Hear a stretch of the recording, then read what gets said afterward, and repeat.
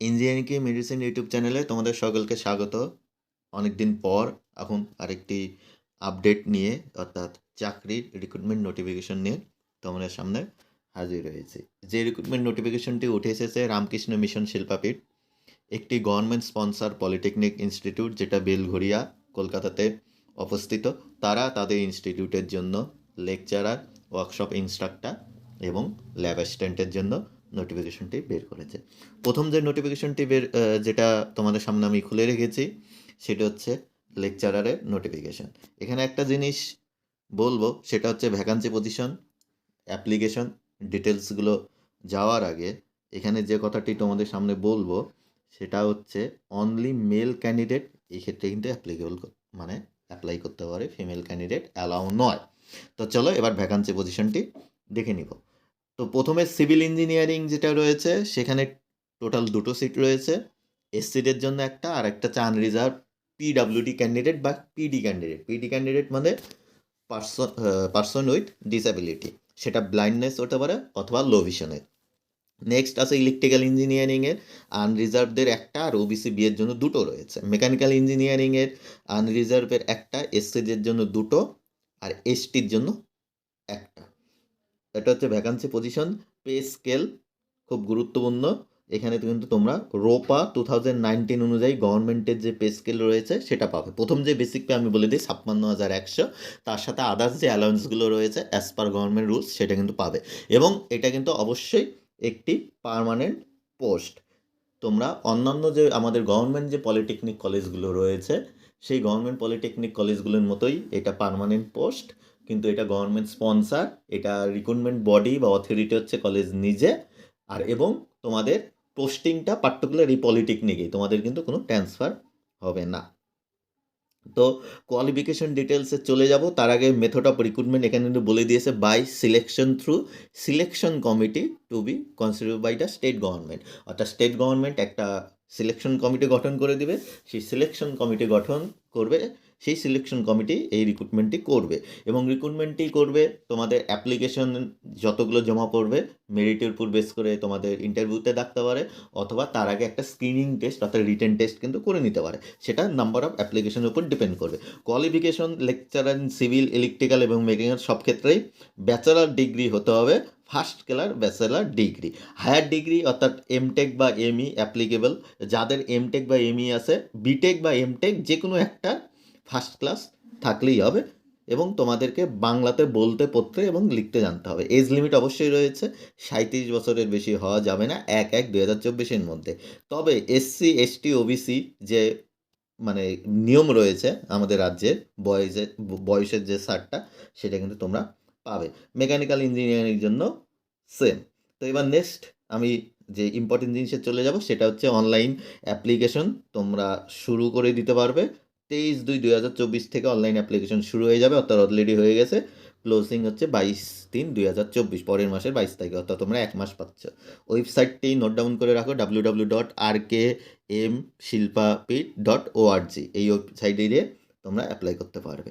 এবং তোমরা যদি একের বেশি কেউ পোস্টে অ্যাপ্লাই করতে চাও, সে লেকচারার হোক বা তোমাদের কেউ হয়তো লেকচারের সাথে সাথে ওয়ার্কশপ ইনস্ট্রাক্টর বা ল্যাব অ্যাসিস্ট্যান্টও অ্যাপ্লাই করবে, সেম প্রসেসে অ্যাপ্লাই করতে হবে, কিন্তু তোমাদেরকে আলাদা অ্যাপ্লিকেশন করতে হবে। একের বেশি পোস্টে অ্যাপ্লাই করতে গেলে আলাদা আলাদা অ্যাপ্লিকেশন করতে হবে, কিন্তু সেম পোস্টের জন্য একের বেশি অ্যাপ্লিকেশন তোমরা করতে পারবে না। একের বেশি অ্যাপ্লিকেশন টোটালি ফরবিডেড, অর্থাৎ একের বেশি অ্যাপ্লিকেশন করলে কিন্তু অ্যাপ্লিকেশনটি ক্যান্সেলও হয়ে যেতে পারে। নেক্সট ডিটেলসগুলো কিছু খুঁটিনাটি আছে, তোমরা দেখে নিবে। তোমার প্রচুর এখানে বলা আছে, মেন জিনিসগুলো আমি তোমাদেরকে বলে দিলাম। সেম আমি একটু দেখে নিব এবার ওয়ার্কশপ ইনস্ট্রাক্টর, তারপরে ল্যাব অ্যাসিস্ট্যান্টের ভ্যাকান্সি পজিশন এবং তার ডিটেলসগুলো। ওয়ার্কশপ ইনস্ট্রাক্টরের নোটিফিকেশন পিডিএফটি খুলে রেখেছি, ভ্যাকান্সি পজিশনে ডাইরেক্ট চলে যাব। প্রথম যেটা রয়েছে ওয়ার্কশপ ইনস্ট্রাক্টর ইলেকট্রিক্যাল ইঞ্জিনিয়ারিংয়ের একটাই ভ্যাকান্সি রয়েছে, যেটা হচ্ছে এসসিদের জন্য রিজার্ভ করা। Workshop instructor electronics and telecommunication, এটাও একটা আনরিজার্ভ ক্যান্ডিডেটের জন্য। ওয়ার্কশপ ইনস্ট্রাক্টর হিট ইঞ্জিনে একটা রয়েছে আনরিজার্ভদের জন্য। ওয়ার্কশপ ইনস্ট্রাক্টর মেশিন শপ একটা রয়েছে আনরিজার্ভ পিডাব্লিউডি ক্যান্ডিডেটের জন্য।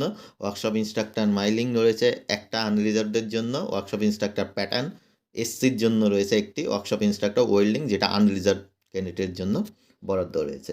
পে স্কেল এখানে রোপা 2019 অনুযায়ী তোমরা পাবে।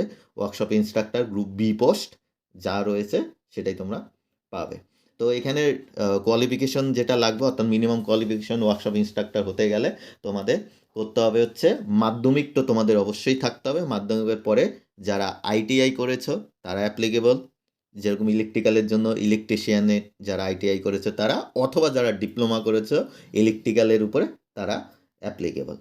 নেক্সট যেটা চলে যাব, এটার ক্ষেত্রে এজ লিমিট রয়েছে 39 বছর বয়স 1/1/2024 মধ্যে থাকতে হবে। তাছাড়া as per government rules SC ST OBC ক্যান্ডিডেটরা যা বয়সের ছাড় পাও সেটাও পাবে। এটাও সিলেকশন কমিটির মাধ্যমে রিক্রুটমেন্ট হবে এবং কোয়ালিফিকেশন ডিটেলসটা আমি তোমাদের বলে দিলাম। তোমরা পরবর্তীকালে পিডিএফটাও একবার ভালো করে দেখে নেবে। আমি নেক্সট চলে যাব অনলাইন অ্যাপ্লিকেশনের ডেটে।